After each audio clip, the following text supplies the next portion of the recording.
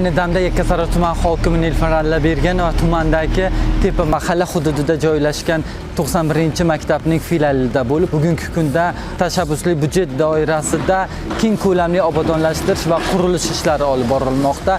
Tuman hokimi bu olib borilayotgan qurilish ishlarini sifati va aniqlangan kamchiliklar bo'yicha kerakli mas'ullarga topshiriqlar berib o'tdi.